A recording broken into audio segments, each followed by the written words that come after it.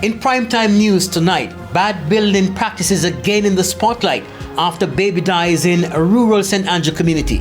Heroes of BB Coke High School, how they feel after their friend almost lost his life at the hands of an 11th grader. And Jamaicans losing confidence in the nation's leaders, the latest in the Arger Gleaner Don Anderson poll.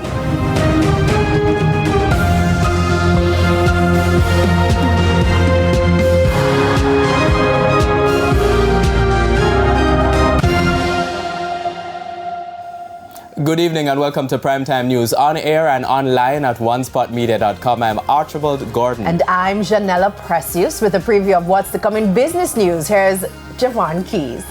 Well, Janella, we're going to be looking at general accident insurance. They've just moved up from the junior market to the main market of the Jamaica Stock Exchange, and they say this will help them to further expand the company.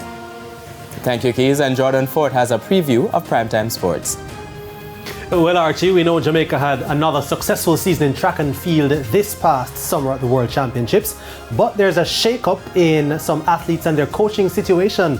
I'll tell you more in a Primetime Sports Tuesday.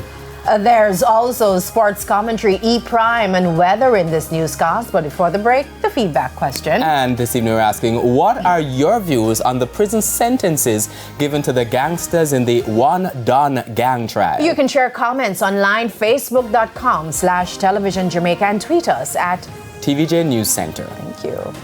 Stay with us, the news in detail after the break.